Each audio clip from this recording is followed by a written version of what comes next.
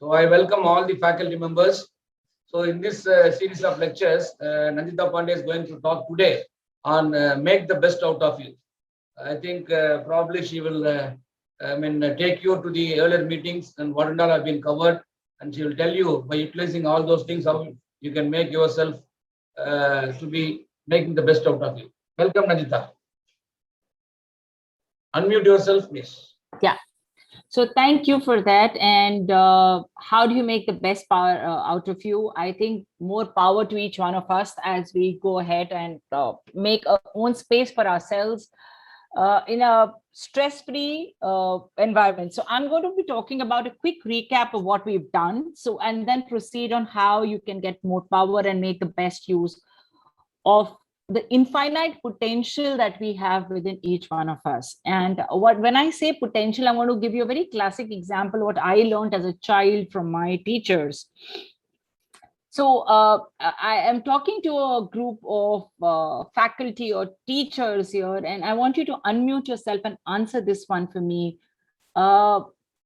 What is a duster used for? The school, and you write on a blackboard, or there are green boards in colleges and schools. What is the purpose of a duster? What is a duster used for? Anybody can unmute and tell me that. Can you just repeat? Can you just repeat the question, Nandita? I said, what is the use of a duster? We have dusters in school, right? When you write with chalk, we have a duster. Every school classroom would have one, right? What is the purpose of a duster? To erase something that is written on the board. Cleaning the content written on the way, erase and reuse to write the new one. Okay, very nice, very innovative things are coming out. Okay, so okay. I want to ask another question regarding the duster. What is the potential of a duster?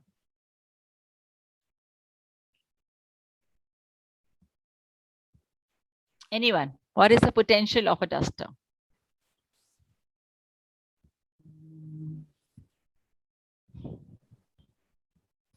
Sometimes when you are angry with the students, some teachers used to throw it on the student as well. Yeah, so it can be used as a weapon. Okay, I would not recommend that, but yeah, I do carry a duster, and in case up north there was a joke for all of us, used to carry dusters in our purses in case somebody tries to tease you. You can just throw the duster, it can be used as a weapon. So that's the potential of a duster, right? Now most of the times duster doesn't know what the potential is and it just lies in one corner, but it has an immense potential.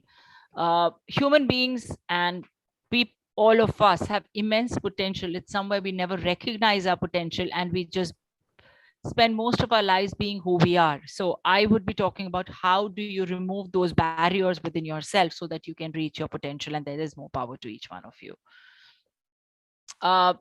Let me start with a quick recap. I remember starting off with this when we said change is the biggest cause of stress in our lives, and change can mean both danger and opportunity. If you write it the Chinese way, first half means danger, second means opportunity. If you club them together, it means change. How you perceive change is your perspective, and change is inevitable. The only thing constant in this world is change. So how do you look at change? Do you get stressed about it? Do you not get stressed about it? Do you start looking for newer opportunities based on stress? Or do you say, the world is going to end? So it is about you. It's how you look at change. And then we spoke about some of the reactions to change. When I spoke about first initial thing is about shock or sadness or surprise. Why me? How can it happen? I don't think I deserve it. You're sad that how can this happen? Okay, then there is anxiety, there is anger at times. I will not let it happen, and you start attacking the person or a situation. You start attacking any and everybody around you because you're not able to handle that change. The third is either you reject to the change and you say, this is kismat, this is my fate, this is how it is supposed to be done, or you give up fighting, or there is rationalization that occurs in your head and you say, okay, this is the new normal, this is the new norm, let me start operating out of this. That becomes your comfort zone, And post that, there is an acceptance for change, and you accept the change and you start working with the change till the time that becomes the new normal. COVID being a beautiful example. I think work from home being a very excellent example. Initially, all of us had issues, we could not handle it. But today, I think when I have to go for a meeting today, uh, it's very difficult for me to fathom that I have to travel some 20 kilometers, because I'm so used to taking meetings, sitting in the own comforts of my own house today. So, you accept accepting it, and over a period of time, the new norm becomes the accepted thing. It all depends, like I said, change depends on your personal belief systems, how you look at it, and what's the language that you're using to talk about change. If you think change is an opportunity, the language that you will use will be more positive. The terms that you will use is, I'm growing, I'm learning, I'm evolving, it has helped me. But if you look at change as negative, you will say, this is not working out, I have so much of problems, you keep ranting, you will look at the negative aspects of whatever is happening. I'm not able to go out, I'm not able to do this. The not word takes precedence. So it's about your personal belief systems. And how do these beliefs get formed? I'm going to be touching upon that. So there is the power within you to change these beliefs.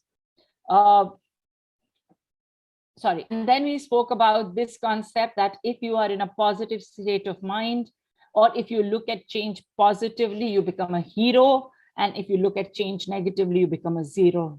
E plus R is equal to O, which is event, plus response is equal to outcome, and you become a hero. That's when you operate out of a play 10 or a resourceful mindset.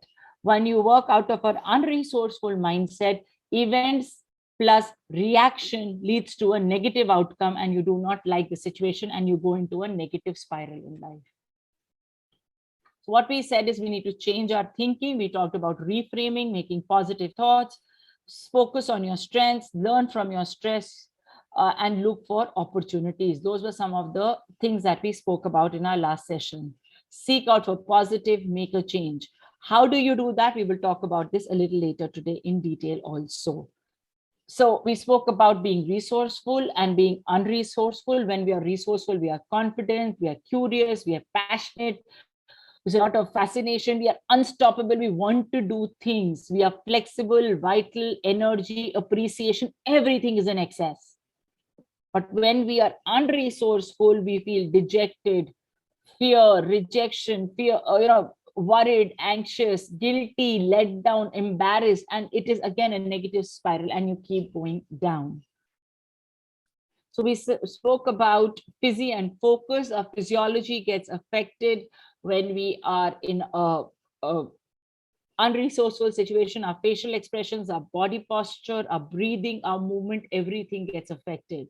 But when we are able to, we operate out of a 10, we are able to focus on the right things. And if some of you remember, we did an exercise last time about the basketball game. We also did an exercise about the watch.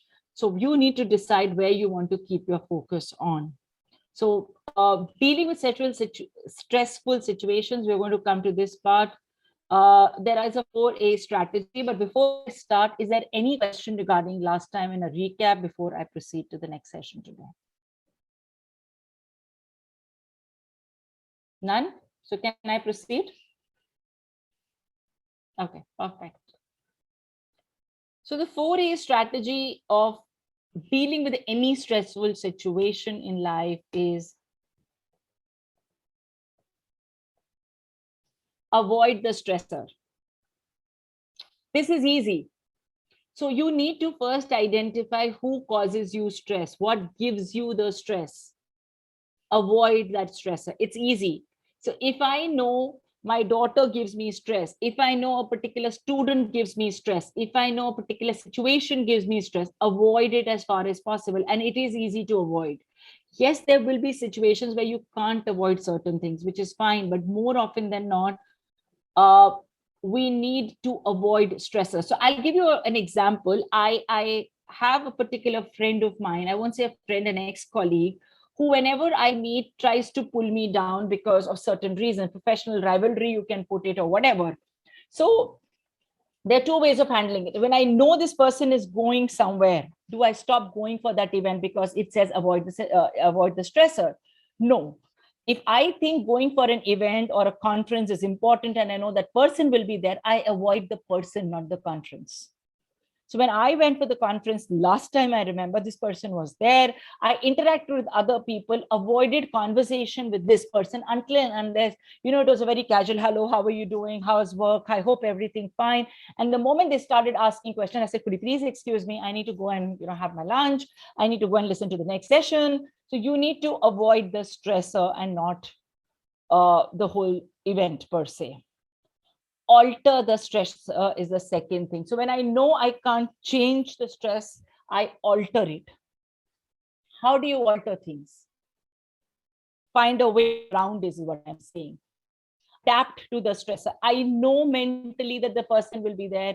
I will have to tell myself at times that he accepts the stressor. I know the person is there. I know he's going to be a little rude. I know he's going to be a little irritating. So I go mentally prepared. Come what may, you will not lose your cool. Adapt yourself to the stressor is you go prepared to counter the person is adapting this to the stressor. Okay, so you can do either of the 4 A's to ensure that you are able to handle the situation.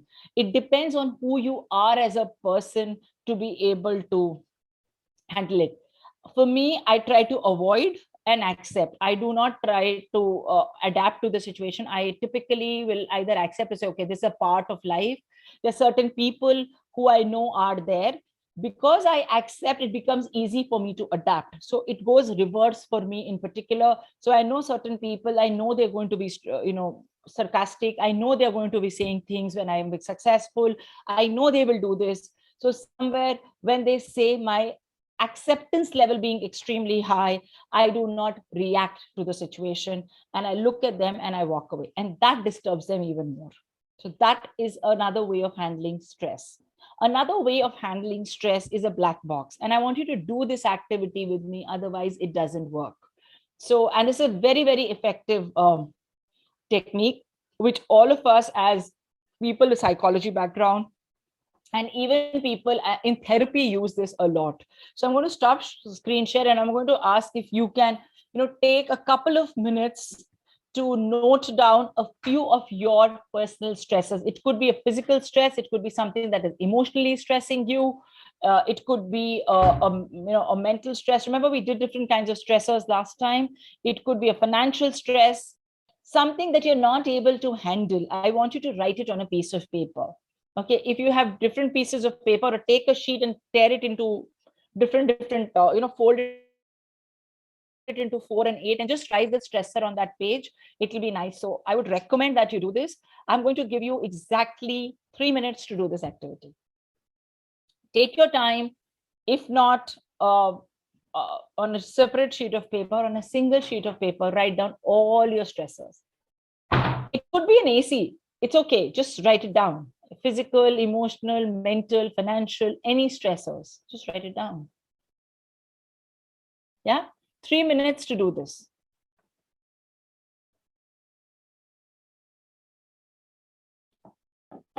Okay. So I see most of you have done it. So I'm going to ask you to do the next part of the activity. I want you to take that piece of paper or whatever. If it's got simple, if you've got smaller pieces, just keep them together. If you've got a big sheet of paper, fold it in half and another half to make it a small piece. Okay, do that. And I want you to, after that, you can have your videos on. I'll be very happy so that I can see you do this. Okay. If you can switch on your videos, it will be nice for this activity. Perfect. Thank you, Namrata ma'am, for doing that. Yeah, so just fold it and keep it with you. Okay. Okay. I want all of you to close your eyes and sit in a comfortable position now. Just close your eyes and hold this piece of paper with you. Okay. Anybody else would like to keep their videos open? Because everybody's eyes are closed only. I can see you, others can't see you, so it's fine. Okay. Now close your eyes. Close your eyes. After switching on your videos, please close your eyes. Yeah. Okay. I want you to imagine a black box, box which is black in color. Close your eyes. Imagine a box, a wooden box which is black in color, dark black, heavy wooden box. Okay. Open that box. Open that box. It's a heavy lidded box, so you can't open it just like that. It will take a lot of effort to open that box. Open that box. Take this piece of paper which has all your stress and put it in that box. Just put it in that box. Yes. Put it in that box. Okay. Now close the box. Close the lid of the box and keep the paper aside now. That is not in your hand, right? The stress has gone away from you. It's in that box now. Okay. Now take a lock which no locksmith can open. Take a lock, thick, big lock. Okay. Put it and lock it properly. Lock it. Don't use electric locks with number locks or digital lock. Take a proper solid metal big lock. Close it. Okay. Now take a thickest chain that you have ever had in your life. You've seen thick iron chain. Tie it around the box. Okay. Take another lock and lock the two ends of the chain. You have two keys in your hand right now, right? One of the lock, one of the chain. Now let's go and start walking with that heavy box, which has all your stressors locked in a chain and a lock. And we walk towards the beach. There's a boat standing there. You sit in the boat with the box and we go deep into the Arabian Sea. Bay of Bengal this side, yes, Bay of Bengal, right? We've gone some 50, 60, 70 meters. Let's go 2 kilometers inside. It's a nice ride. And you go and drop that box in the water. Splash, drop it, drop with your hand, drop that box. It's a heavy box. You can't drop it easily. It's a heavy box. Take all the energy and drop that box in the water. Okay. Once you've dropped the box, the ferry or the boat takes a U-turn. 1 kilometer after the U-turn, the two keys are still with you. Throw the key. Key number 1, you throw now. In the water. Come back a little back to the shore. Throw the other key. That means both the keys are not together. Okay. Now you come back to the shore. Get off the car. The boat. Okay. Now open your eyes. Open your eyes. Please remember, the stress is nowhere near you. 2 kilometers, nobody is going to go get that stress back in your life. If you're really fond of stress, you will do that now. The stress is locked in two things. So first, if you want your stress back, you need to swim because there's no boat available now. Swim, get the first key, go scuba diving, find the first key, go scuba diving, find the second key, go scuba diving, find the box, open the box, bring it back. That's how far away your stress is. Now, some of you are laughing at this, but remember, these little things actually tell us that our stresses are far away. It's we who bring them back every time when it is convenient for us. I'm not saying stressors are not required in life, but at times when we have nothing else to do in life, we like to take stress. It just makes us feel good. You know, you can tell people, I'm stressed. I have a BP problem, because having a blood pressure or a cholesterol is a very upmarket disease these days, right? It is, when you tell people, oh, I have BP problems, it shows that you're very hardworking, very, very intelligent. The world is lying on your shoulders. So that false illusion is there. Yes, I'm not kidding. I have seen a lot of CEOs and all. They don't go back home on time, not because they can't go back home on time, because they like taking that stress to show the world depends on one person, and that is me. Women do it at home, men do it at work, and together we do it everywhere. Okay. So please remember, your stress can be thrown away. It's upon you. So put it in that black box, and black box, tell me, is difficult to find. So it's a very, very notional activity. But if you take a very, very one stress of your life which is extremely painful for you. This could be a stress which you've not been able to throw in for a long time. Okay, it could be a death of someone close. Okay, that causes stress. It could be losing somebody in your life. It could be losing a job or a very important project, and that whole thing keeps coming back to you and becoming a stressor for you. At that time, this technique always works, is what I would like to tell you. Okay, so let's move on to another stress busting technique, which is more popular with people.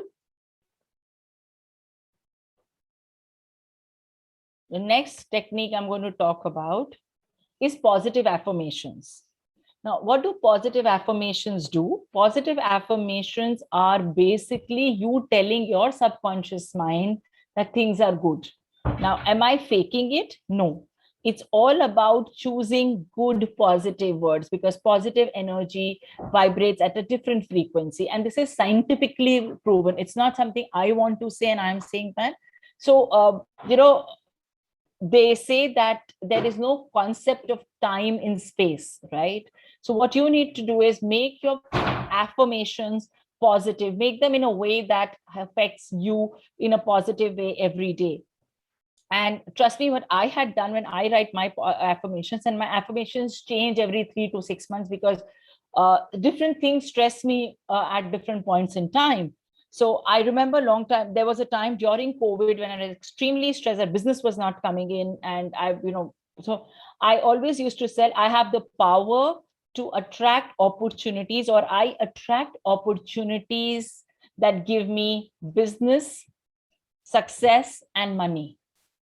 Now, why did I put the three so differently? Because business is, I get a lot of business, which is revenue sharing, in which I don't make a lot of money, but I give it to my people. Okay, because I was running an organization. So for me, business, success, and money are three different things. So I said, I attract opportunities that give me business, success, and money. I have another affirmation, which I say every day, which is, I am capable and competent of making sensible decisions which help me reach my goal. Because at times there have been instances where I'm not taking very comfortable decisions. So I always tell myself, is it the right decision? Should I take it? Should I not take it? So based on your life experiences, based on what is stopping you, you can have your affirmations.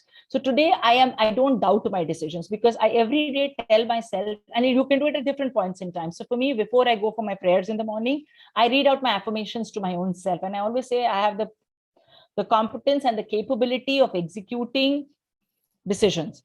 I have the power to make rational decisions. It can be anything that you want. I have the power to say no to people. I can choose who I want to interact with. I choose my friends and relatives, whatever. The people who are your stressors, you can move them out. I have this thing, I choose what I say yes to every day. Because at times there are days in my life when I feel extremely pulled in every direction. I have a family, I have one business, I'm in Rotary, I've joined Inner Wheel right now. I have so many things to do. And I don't know where to go. I have my team members having problems. I have my business partner having problems, two different businesses. It's chaotic. I choose who I want to spend my day with. I choose whose calls I want to pick up. It can be simple affirmations. I choose who I wish to interact with. But say it a couple of times. When I feel I was getting pulled, I said, okay, I choose my own life. So I have the power to choose my life. I have the power. So you feel empowered when you do this. And when you start feeling empowered, trust me, it helps you. You can have, remember, positive affirmations are always written in present tense, never in future tense. Any affirmation. Okay. Affirmation have to be written in present tense. Affirmations have to be written. I can't write, I will become successful. No, that will is, again, the concept of time doesn't exist. So what you need to write, I am successful. Another one that I was doing when I was going through a lot of issues, physical issues, because I was unwell, I said, I am mentally, physically, spiritually, financially, and emotionally healthy.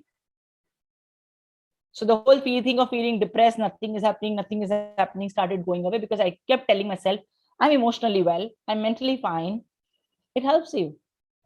The same power of affirmation in the Indian context is used by shlokas, chanting.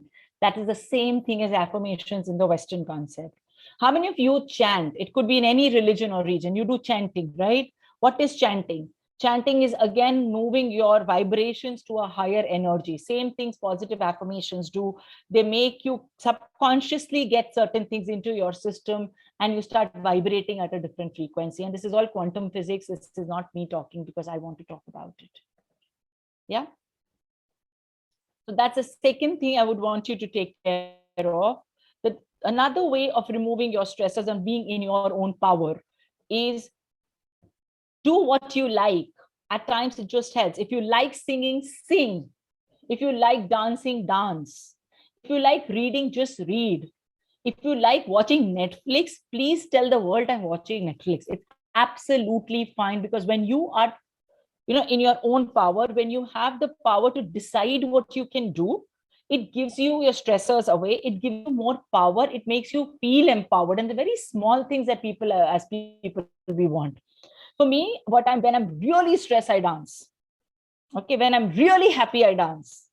In fact, a lot of times, if somebody comes to my area of where I stay, you will see me walk. I walk every day. So for me, every day a walk is a must. That's my way of de-stressing. Okay. So for my way of de-stressing is walking every single day. And then all of a sudden, while walking, I have my headphones on because I need to listen to music. I don't take phone calls during that 1 hour. And I will dance to a Sufi number. I will dance to one ghazal. I can dance to a pop number, and I'm dancing on the terrace. If people across are enjoying, that's for them to enjoy. If they don't like it, too bad for them, right? But I like doing what I want because it's my life and I want to take control of my time. You can dance, you can sing. I have so many people who say, oh, I love singing, but I can't sing. If singing de-stresses you, please sing. Okay, if you're not allowed to sing in your own house because your voice is not good, you don't sing in the right way, go to the terrace. If nothing else, please sing in your car while you're driving to work or whatever. Do what you like doing. I like reading, I will. In fact, my daughter is one person who loves reading. And no matter what, exam, no exam, I'll tell her, study, you have an exam. She'll say, now 1 hour I will read, then I will study. Right? It can be anything. It could be playing a game. It could be playing a sport. It could even be gossiping with your friend. But you need to take out time for what you like to do, because that makes you feel empowered, that you have control of your life. Very simple stuff, but very difficult to do on a daily basis. And schedule time for that. Don't do it today. I had time. I did it tomorrow. I don't know. Schedule time. If spending time with family is what you like, if making lunch is what you like, do that. If just going out for a drive on ECR is what you like, please do that. It's very simple things that can actually make us de-stressed, honestly, if you ask me. But we make such a big hue and cry about it. This is a more serious stuff, which is meditation. Every person, and I'm not going to ask you to do it or not do it, it's entirely individual. Meditation does work. It is something which is scientifically proven. Meditations can be of various types. You can follow any one line of meditation. You can follow a person. You can listen to discourses. That can be meditation. Also remember, meditation is not only sitting down and chanting. Meditation is not anything. Meditation means you forget what you're doing. You disconnect from the world is meditation, actually. And that is why, and breathing is important in meditation, because that's how meditation works. So if sitting down and doing an asana or an exercise works for you, please do that. You can listen to music, go to your Play Store. There are enough apps to teach you meditation. How do you actually open a certain chakra or an eye? It's all there. How do you increase your vibration or a frequency? There are enough apps on that. You can sit and do that. There are certain people like me who cannot sit and meditate. I find it extremely uncomfortable to sit for 30 minutes and meditate. So there are meditations which are called movement meditations. Okay, you can do that. I do movement meditation. So I will have a particular music or a particular, and these are not Hindi, Bollywood or Tollywood or Kollywood songs, but there is a certain beat and a rhythm, and I move in that rhythm. So what happens is it starts at a very slower pace, it goes peaks and then it comes down. The idea is to let the excess energy from your body dissipate. So you need to decide what is the best meditation for you. It could be thumping. There are a lot of meditation exercises for movement meditation. There is Sufi is also a form of meditation, which is more graceful and again movement meditation. You have our own, a Sadguru doing a meditation. You will have Shri meditation technique. So it's up to you, or even a Vipassana. It's up to you what you follow. But meditation is, as a scientifically proven technique, helps you reduce stress over a period of time and helps you get your power back. But remember, all this only works till the time you want it to work, because you are your biggest enemy. Would you agree with me here before I proceed? Do you agree that you are your biggest enemy? Yes or yes? If you agree, say yes. If you don't, I don't need somebody else to actually spoil my life. I am enough for that. Do you agree? And I'm going to tell you why. If you agree or disagree, then I'll tell you why.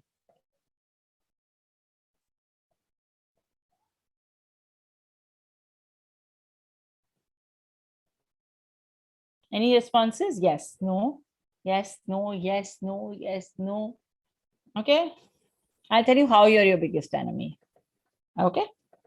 I am not challenging what you've written, but the reasons why, and you will see. Most of us, and I said why I say you're a biggest enemy. Remember, we spoke about play 110? Situations and events cause stress, right? Who decides whether the situation has to cause stress or not depends on you. Are you playing from a 10? Are you playing from a 1? The situation is the same. How do you respond or react determines the outcome. So if you're feeling unresourceful, your tendency to pick up stress and not feel in control will be higher. But if you feel in control, you will not feel stress very often. 5 traps that most of us fall into very often. I'm going to talk about that. The first trap is a wall of limiting self-belief. Let me share a story with you to explain this. And I'm sure a lot of you would have gone through this.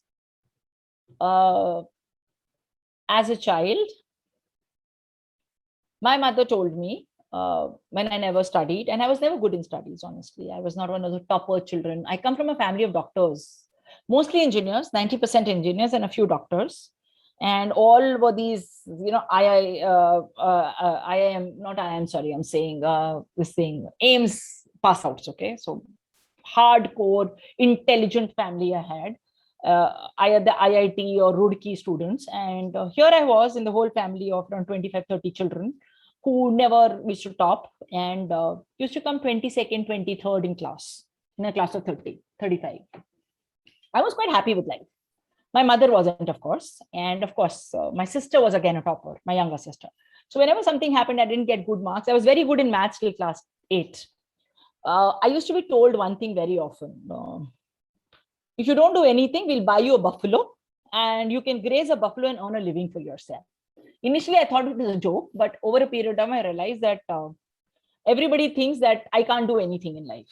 And trust me, this feedback came from not from my dad, but from my mom, my uncles, my dad's brothers, all their kids. Hey, Nandita will not do anything in life. Now, they said it a couple of times in social events or social gatherings, and I'm sure all of us have gone through these kind of things. And plus, my sister was an intelligent one. So everybody said, oh, she'll become an engineer like her dad, but I don't know what will happen to Nandita. Now, they said it once, but what happened for me is I started replaying it in my head. And in class 8, all of a sudden, my education or my, class performance dipped badly because I started believing I can't do maths. Economics was difficult for me. Physics and chemistry was not my cup of tea because, again, it is for the intelligent people, right? And I got a 60% in maths and science, and I got good marks in all the other subjects. But coming from a very whatever family, I was allowed to take science in 11th and 12th, thanks to my dad going to my meeting, my principal. So I had taken maths and bio because I wanted to become a doctor. But somewhere I was never confident I can become a doctor because, again, I can't. I'm not good enough. You know, cracking medical is not easy, right? And everybody wanted me to become an engineer like my dad also. So there was a lot of conflict in me. And trust me, I never wrote my medical exams, entrance exams. And when it comes to engineering, I never gave the entrance exams in spite of filling the forms because I never thought I can qualify IIT. So I went to the examination center and sat under a tree for 3 hours while my mother sat outside. And obviously, I'm not selected. But this became a belief in me that I'm good for nothing. I cannot do anything in life. So when I applied, did my graduation, I topped in my graduation in the university. I topped the entrance exam for the graduation, but because it was, general subjects, I could top. So when I was doing my B.Ed in Delhi University and supposed to be one of the best B.Eds in India, I went for my, after the entrance exam, I went to check my result. I was married by that time. And I started looking at my name from the bottom. Top 10 numbers. I came back and told my husband, I've not got selected. He said, no, you will get selected. I said, no, people take tuition for 2 years to get through B.Ed for DU. Are you crazy? I checked very carefully. My name is not there. He started from the top. My number was third. I had topped in the entrance, not topped, I had come number 3 in the entrance exam for B.Ed for DU without taking tuition or any coaching. So when this happened, I said, are you crazy? Did you check the roll number? Is it my, my number only? We went, everybody went. After that, I waited. I checked, it was my number and I could not believe it not because of anything else. I had put in a belief for my own self that I cannot be successful in life. I can't top. I can't get a gold medal. I can't do anything. So please remember, people may say things to you once or twice, but you make it your reality. And that is why you have that belief. And that plays a very important role in whatever you do. Because every time somebody got good marks, I used to convince myself and say, it's not like me. I can't do it. I can't do it. It's not that I can't do it. I limited or put my benchmarks here because I thought I can't cross the wall. The day I decided to cross the wall, there's been no stopping for me after that. Today, I think I'm one of the most qualified people in my side of the family.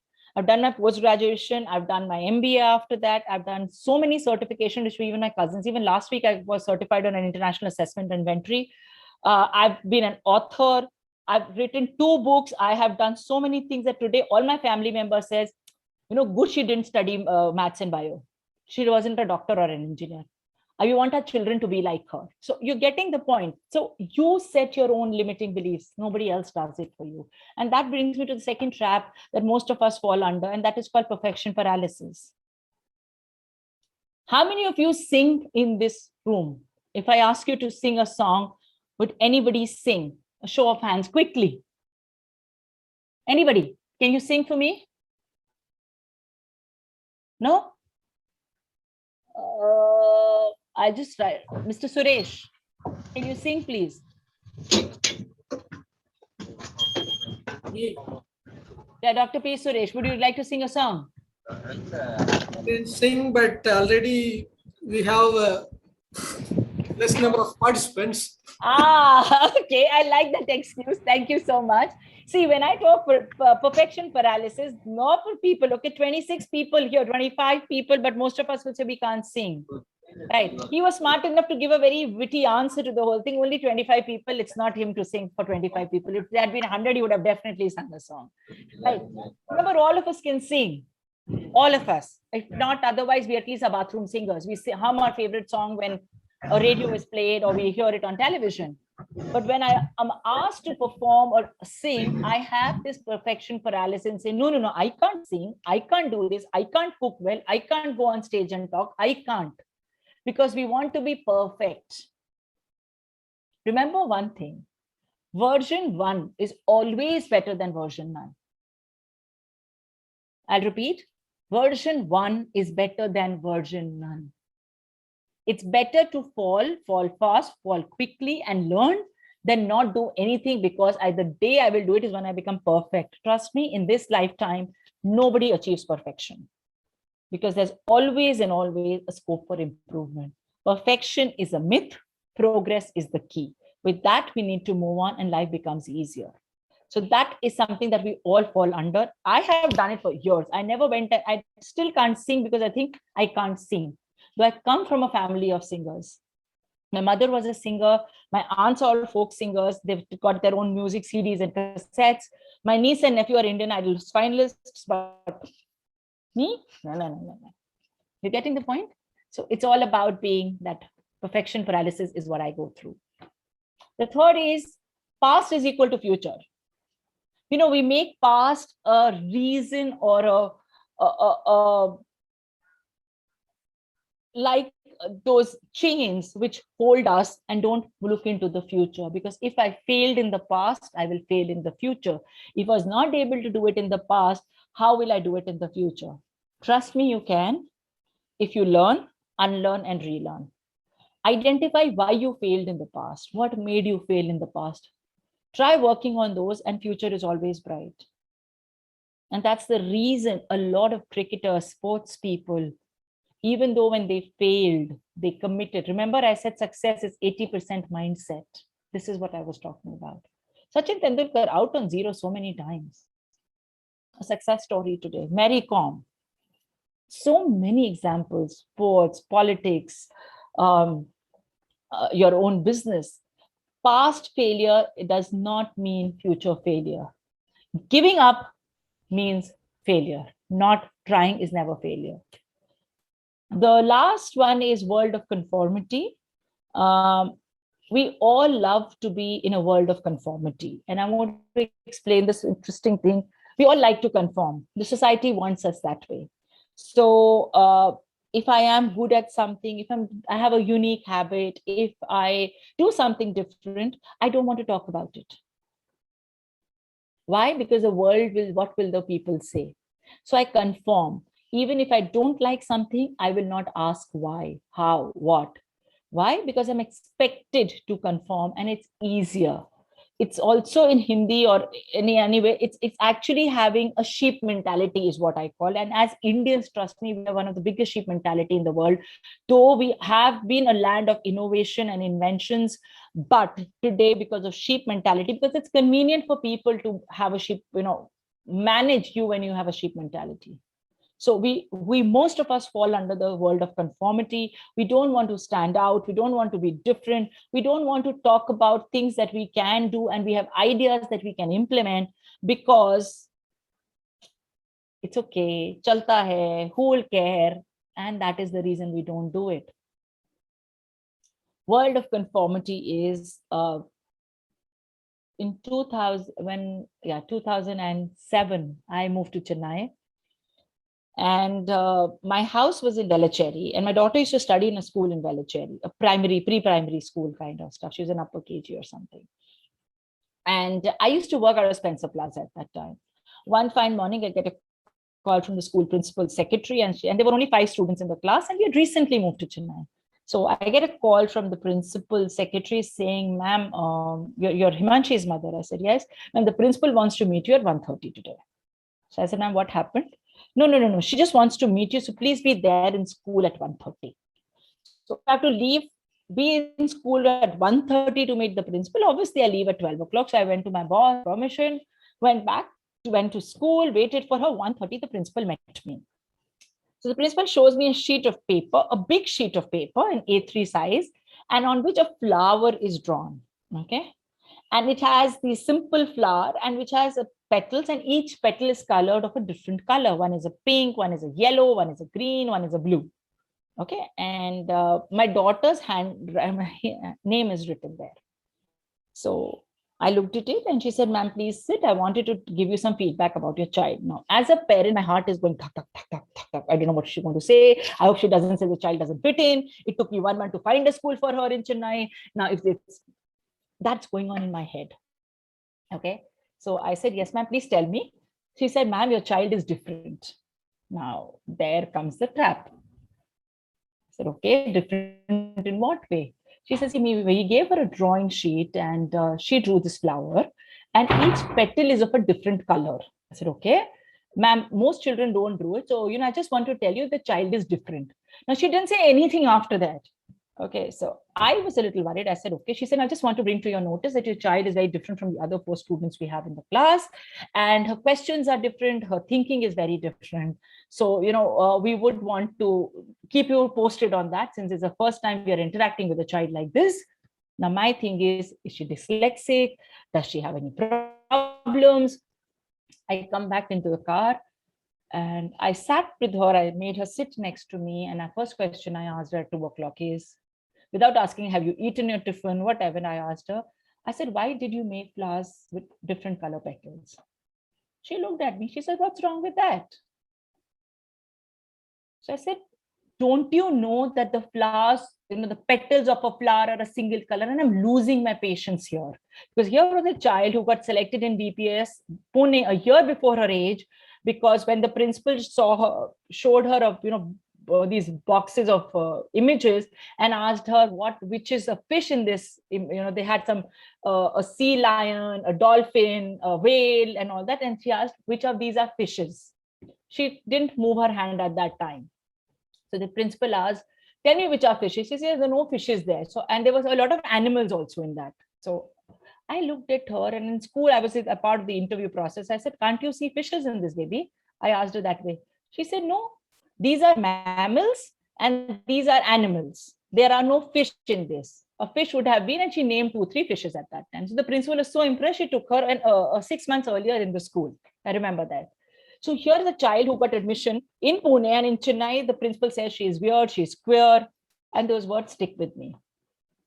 She very nicely turned around and told me, but Ma, the other day when we were actually gardening, did you not take a stem of a red rose and a pink rose and put it together and put grafting and put it in the same pot, saying that the flower will be of a different color?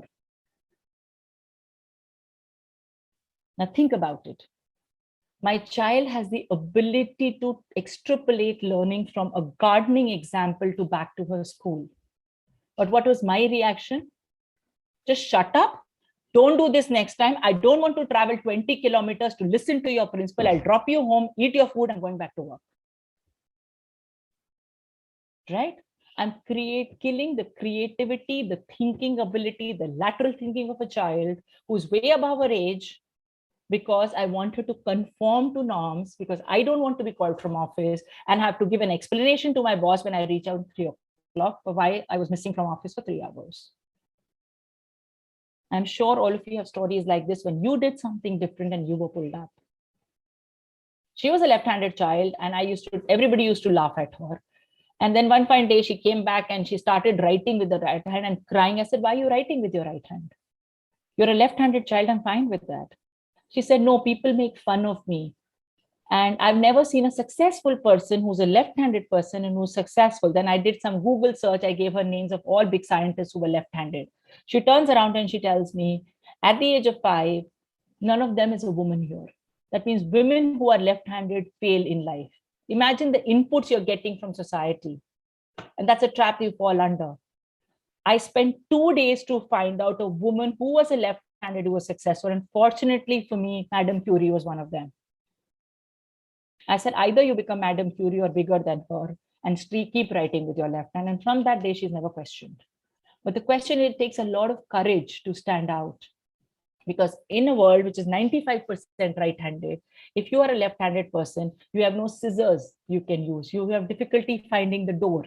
If you're writing with a pen in an exam, the ink smudges, right? So she writes like this for her exam. So her writing is not good at times. She's slow. But if you want to be who you are and not get stressed about it, you need to accept the fact that you don't have to conform every time. That is what I'm talking about. The last one is the fear of success. Yes, very true. We fear success because simply we'll not be with our loved ones. We'll be out of our comfort zones. We will not be in environments which are close to us if we are successful. So if I'm successful, my friends will say, what, you don't have time for us, big people today. All of us have heard that before. I'm going to end this slide with that. Yeah, we've all heard that before, right? Friends telling us that, family telling us that, oh, you don't come for functions because you become a big person. You've become this, you've become that. We don't like hearing it because Our friends change, our family values we think will change. And because of that, trust me, a lot of people fear success. I was doing a research recently and I found a lot of women in particular fear success because they feel what will their families say, what will their in-laws say, what will their relatives say. So they try to downplay their strengths. And this is not a gender-based research. Even men fear that because the familiar surroundings that we are in somewhere gets challenged because of the success that we have. I'm going to quickly end this session with a small activity for all of you. And I want you to look at this and give me your responses, okay? So there are two ways of doing it. I have 1 minute on a piece of paper. If you have any hurdles in life which you think are helping you or not helping you reach your goal, you can write that. But if you don't want to write that, I'm fine with that. I'm going to show you two pictures right now. Okay, and I want you to identify or select one of the two that you resonate with the most. Okay, there are two pictures here. There's one of a chessboard and the other is of a garden with lots of beautiful flowers, breeze, green grass, and the other is of a chessboard. Which of the two do you resonate with? Just close your eyes and see which is more like you. And type out the answers in the chat box, please.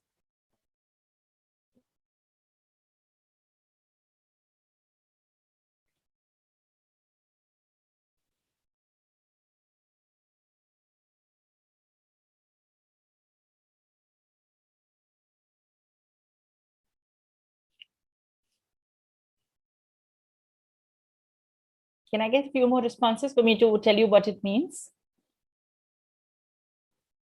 The garden or the chessboard?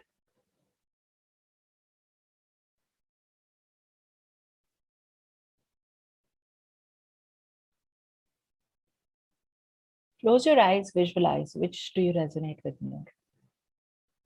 What comes naturally to you? Don't think too much. Yeah? Okay. Can I get a few more answers or should I give the responses? One or two more answers, please, if possible.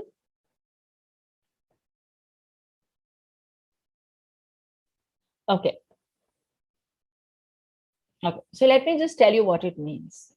When you are faced with challenges, when you are faced with hurdles, when you are faced with stressors, when you are faced with obstacles in life, okay, a person who chooses the chessboard as a preferred one typically is a person who loves strategy. So when they have a problem, they will look at how they can overcome it with a lot of strategy or action points. If I do this, this will happen. They plan and strategize a lot. They think through solutions. They like looking at options. Okay. The people who choose the garden are the people who are free flowing. They don't let anything hamper. So they like to solve their problems or their obstacles by going with the flow. Okay. They like to see, okay, let's see where this leads to. It's not that they don't think. I'm not saying people who think can't be free flowing. The idea is your preferable style of handling a stressor is one of the two. You can do both. You can do neither also, or you can do both at the same time. For me, it depends on the situation. At times I'd like to go with the garden. At times I like to go with the chessboard. But my innate or my inherent way of handling would be that of a chessboard, right? Which means that I like to think through the problems. I'd like to say, if this is what I'll do, this can happen. And I will strategize for my bigger problems. People who like to go with the flow are more easygoing, I won't say don't take stress, but these are people who will see, let's see how it happens. And they keep changing their paths more easily, more flexibility is there. In the people who have the strategy as a chessboard, they will make a strategy even when they change the path. So they will have a plan A, plan B. If plan A doesn't work, they will move to plan B. But these people say, okay, let's go with plan A. In the middle, they'll say, okay, now plan A is not working. Let's look at another plan. So they go with the flow. That is how most people do. Neither is right, neither is wrong. Challenge happens when you are a garden person and you're working, or your spouse or your significant other who influences your decision is a chessboard. That is where stress will happen for you. So if you're able to handle your stressors the way you're handling it and it's working for you, don't change your strategy. So please remember, either of the ways is okay. Whatever suits you to remove your stress and remain in your power is important. Both kinds of people are required in the world. These are more head people, the chessboard people, the garden people are more heart people. Both are successful in life. Both have less stress. It's at the pace at which you move changes for both of them. Chess people, fast paced, more thinking, more logic. Garden people, more laid back, more relaxed, more calm, and that's how they are. So that brings me to the end of this session. Any questions, please?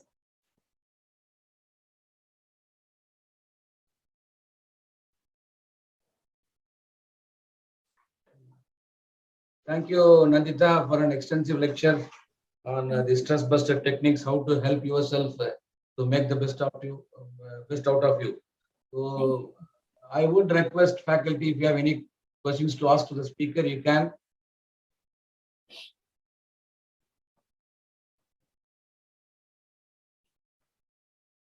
None. One moment. Ma'am, I'm audible.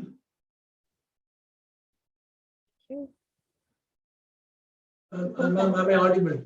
Yes, sir, you are. Yes. Ma'am, it was a wonderful presentation. Thank I you. just have two questions. Sure. But you know, these two questions, they are not asked in lighter sense. They are really asked with seriousness, because you know, when you come, when I ask the question, you may feel that I'm asking these questions in lighter sense. No, no, I'm not. please. I'm not. Okay, sure. Yeah, ma'am, you mentioned about de-stressing techniques, like, you know, singing, dancing, or you also said whatever the way you want, it can be done. That's a good point. But what I would suggest is, you know, when you're in a community, there is always a possibility of your de-stressing techniques becoming a stressor for others. Yes, they can. Yeah, because you know, we live in a 10-story apartment.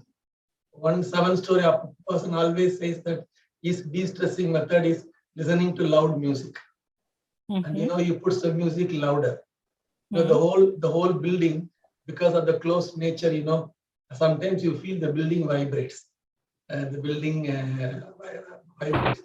So do you suggest any, you know, kind of a threshold line for de-stressing techniques, so that they don't become a stressor for others? So I like the question. It's very valid point. Your de-stressor should never be a stressor for the others. When I say I dance on the terrace, it's not that I'm doing hard movements. It's just that I'm revolving, rotating, because I do a lot of Sufi dance. I've learned Kathak for years. That's what I do. When you are listening to loud music, please put your headphones on. Never, ever. And that is a rule for anybody. When you listen to music, when you listen to calls for that matter, that can also be a stressor for somebody else, right? So please remember, maintain personal and professional space. In fact, morning I was doing a topic on proxemics with a client for sport right now. And I said, there is a concept of personal space and social space. What we as Indians forget is the concept of social space. Thanks to COVID, we know social distancing, right? But social space is something that whatever you should not be a hindrance to others, should not be uncomfortable for others, right? I may like going Zoom at 120 kilometers per hour. That's a stress buster for me. Then get up at 4 o'clock and do it. No, don't do it at 10 o'clock in the afternoon when there's traffic. So what I'm saying is, if you like listening to loud music, buy or invest in a good set of headphones, put it and listen to it. Right. So your stressor, and I'm giving very simple examples because at home also I'll see people into calls. My husband takes calls. He doesn't like using headphones, but when he's taking a simple call and discussing his office matters, I don't want to hear it because I'm maybe reading, I'm doing something else. So that can become a stressor for me, right? So the idea is your de-stressor should not be a stressor for somebody else. That is something very important. The concept of space is very important, and that we need to understand that, all of us. Yeah. Because what I have faced, I have just No, no, it's absolutely fine. And don't go to the building in your own house. People don't understand the concept of space at times. And I'm not, if I like listening to music in the evening, I always have my headphones on. I watch Netflix. Each one of us watch Netflix. The rule in the house is please use your own set of headphones to watch. Because what you may be watching, I may not be interested in that. I don't want to listen to a Sadhguru in the evening. You may want to listen to a Sadhguru. I may want to listen to classical music. You may want to listen to pop. Own space, own time. That's important. Yes. Else that becomes a stress. Yeah. And another second question, ma'am. This is regarding the practicability of the solution. Probably, you were mentioning that your daughter studies, and she says that I will read for 1 hour, then I will start study. But practically, now my son has finished. When he was studying, when he was very young, like third standard or fourth standard, he will read for a couple of hours and then he'll watch cartoon for say 15-20 minutes as a break.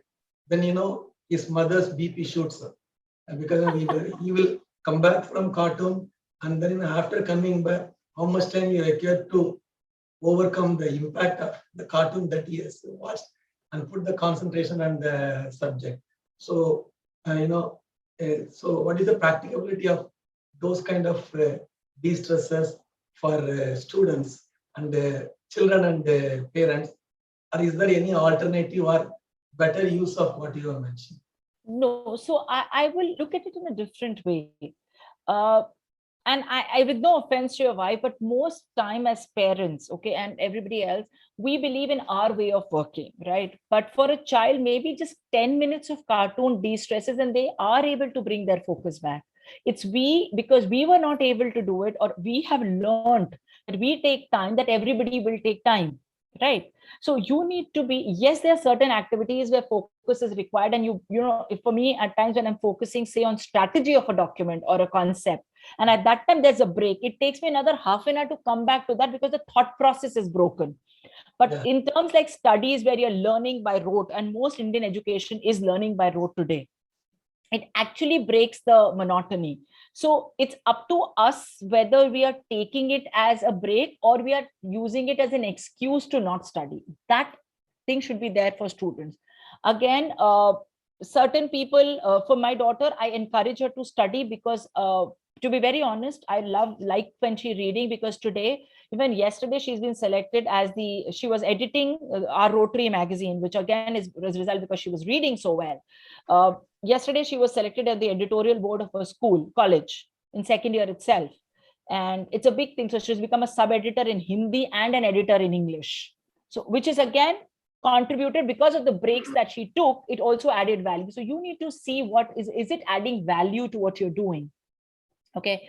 For me, music is a stress buster, but then I'm able to bring myself back. But if I get carried away, then it is a problem. So for each individual, there is no one solution to this problem of a stress buster. But yes, but if you are extremely under stress, we also need to understand when our cup is full, we cannot pour into it.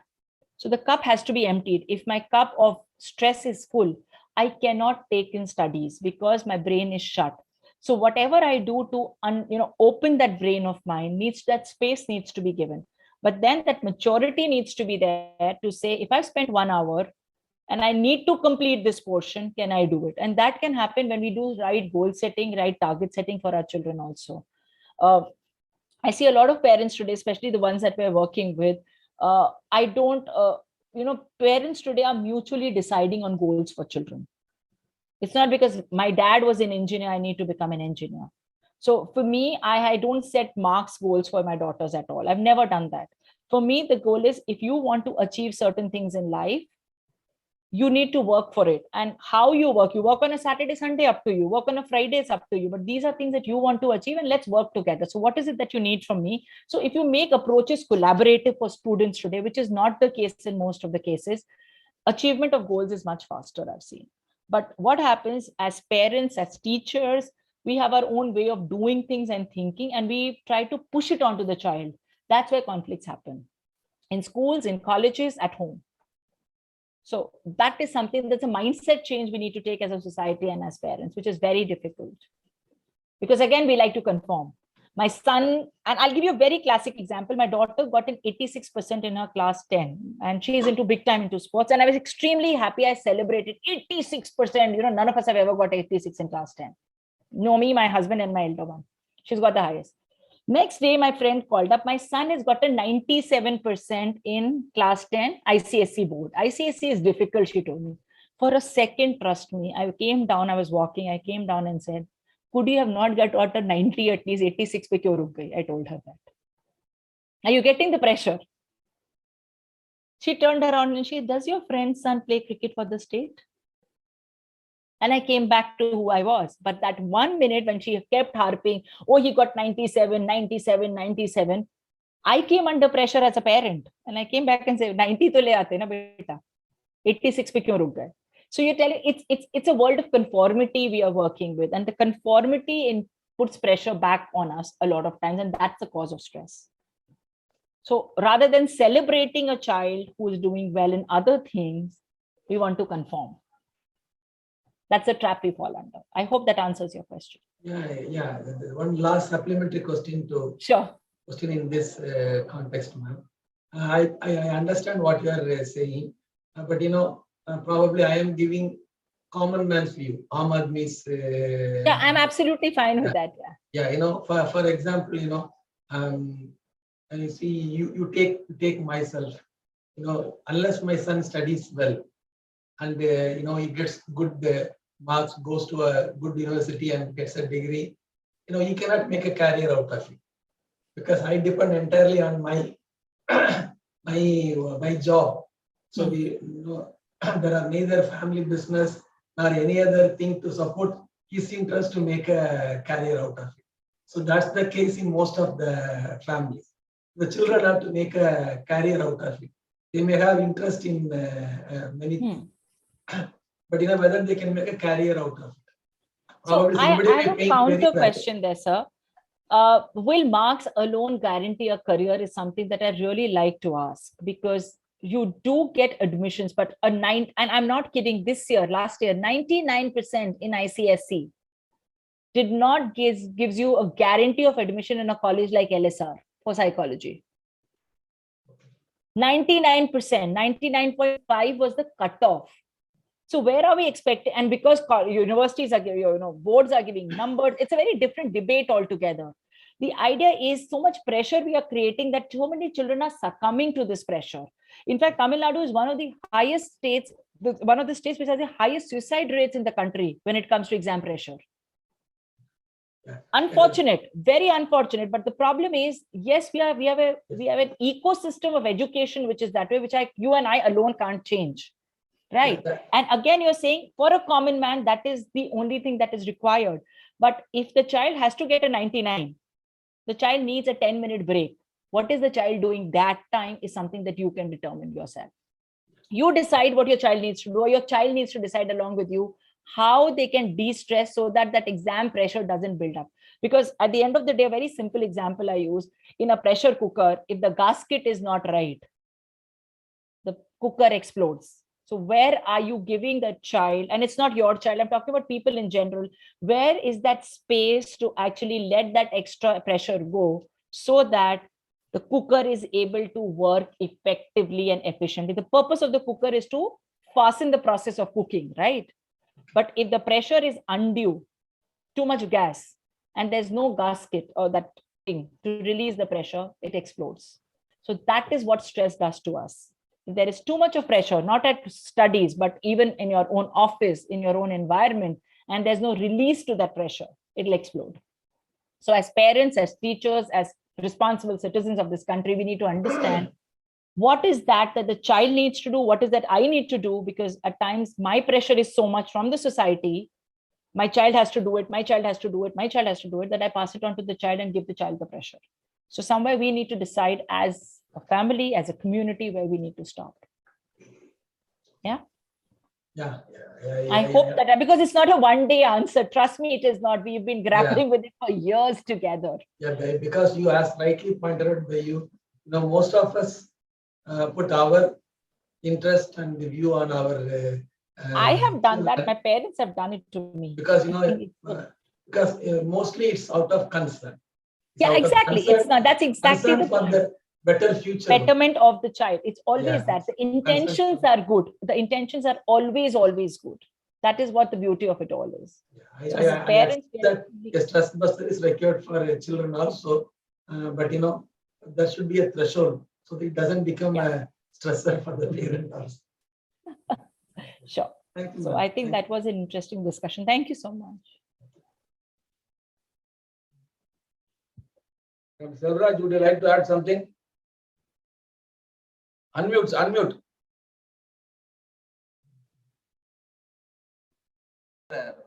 Right from beginning. Yes. Yeah, Audible. beginning. One thing I can say, sir, I think sir has become an expert now. He is asking. Madam, he is expert now. He can guide us in all the things. But to my knowledge, madam, we are living only in the stress. See, for example, after college, before joining college, there is a stress, as sir said, getting mark. After joining college, job. After job, getting married. Then there is a small child comes. Right from LKG, we are trying to push, and we are living in the stress only. I After agree, that, sir. that is the So only thing. the only day we are not stressed is the day we die. Yes. We give stress to others before we die. So that's Yes. the only thing. The day you're born and the day you die. Those are only 2 days. I think the day before you're born and the day you die, after you die, is where you no stress. Yeah. But how Yes, do you yes. use that stress is something which is very important. Very true. So that we are used to the stress. Even if you give me more stress, we are able to tolerate. So Find a that's release. That's important. That's all. So we are developing the tolerance rather than de-stressing the stress. That is the lecture from your lecture. I can get the one point, that is we are living how to tolerate the stress. Thanks, madam, for your explanation so far. Almost last 3 or 4 classes. Thank you, sir, for the opportunity. Thanks, Sangara, for me from my side from the college BCRI Namakal. Thank you, madam. Thank you, sir. Thank so you. much. Thank you. Thank you. Okay. Anybody else wants to discuss or say something on this lecture so far?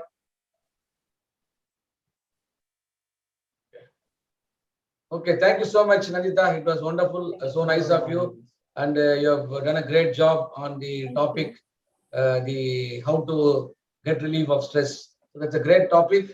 And as Dr. Silraj said, everybody is still living with stress, but probably we will try to make use of certain inputs that you have given to us, maybe to minimize the extent of stress that we are undergoing. Thank you so much. Pleasure. Thank you. Thank you. See you tomorrow morning. So that's for the Yes, students. Yeah. Thank you. Yeah. Please. Thank you. Bye-bye. Thank you.